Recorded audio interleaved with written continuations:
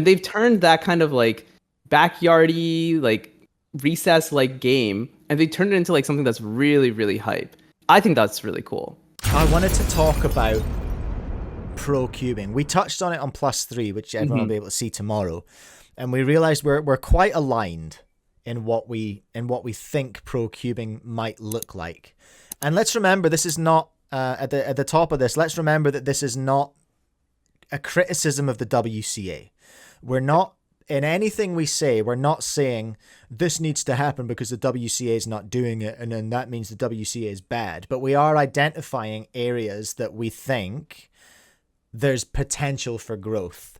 I think with peace and love and respect, the WCA actually shouldn't do some of the stuff that we're talking about because I don't think they're set up to do it.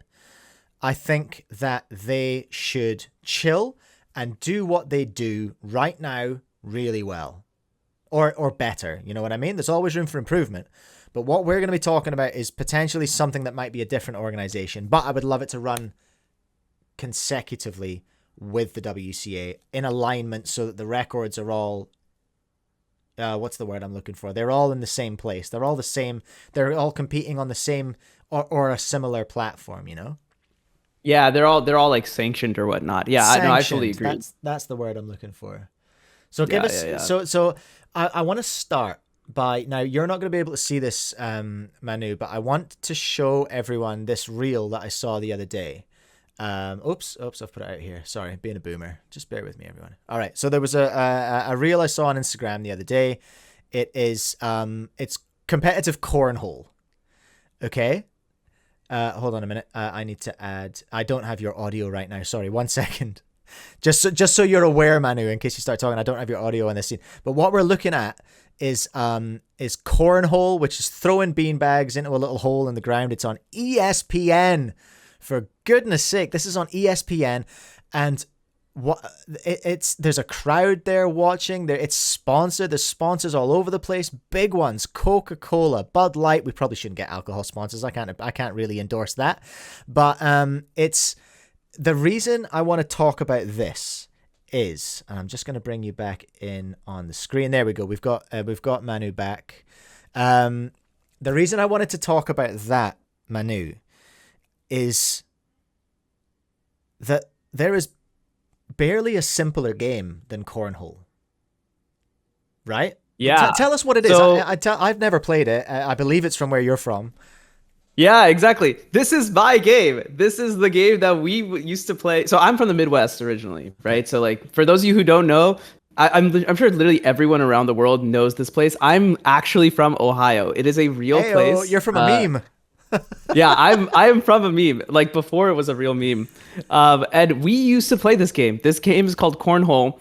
It's a really simple game. All you do is like, you have 4 beanbags you play with a partner, and you have to toss the beanbags onto the board. If you get it on the board, you get 1 point. If you get it in the hole, it's 3 points. And you just go back and forth, and you have to get to 21. If you go over, you bust, and you like go back down. I think we would play, you would go back down to 11.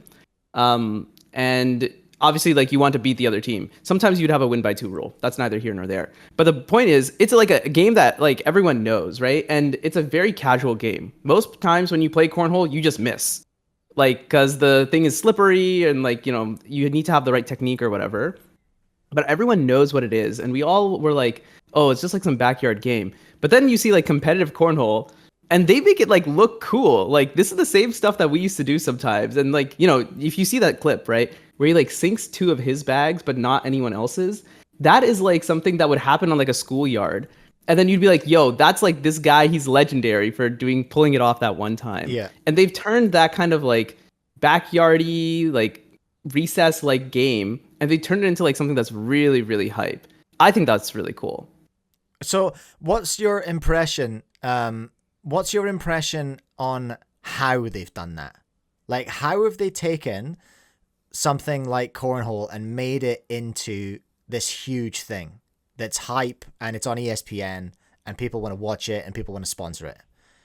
Yeah, so I think there are a couple of factors. One factor, which is inherent to the game of cornhole itself, or at least the way that they play cornhole, is it is a head-to-head competition. when you have something that's head to head, there are clear stakes for the audience. Like the audience understands what the stakes are. I win, you lose. That's it. Like there's no like in between where like both competitors kind of do well and they both like kind of can walk away with something from it. No, it's just I win, you lose. I mentioned this on +3 also. Like I'm watching the Bengals this season, and man, dude, every time they lose by 1 point, even though Joe Burrow is out there like completely demolishing like the what is it called? Demolishing like the box score, right? And I'm like, dude, it doesn't matter because you still lost. That's it. Like it doesn't matter how good you do. So I think that's inherently something that's really, really important because it's very obvious to understand win and loss. The other thing which I think is really interesting is they have like this really nice production quality to it, right? You could see like as he was like doing his shot, you could see a top-down view of exactly what's going on, and you can see like exactly like the way that the path that the bag takes as it gets into the hole. That's really cool. They have like a replay system, so like, you know, everyone can be hype, and then that way you have Cornhole on the second monitor or it's on your TV screen while you're making lunch. You hear something go off, and then you can go back and see, oh, cool, in this replay, here's like what happened.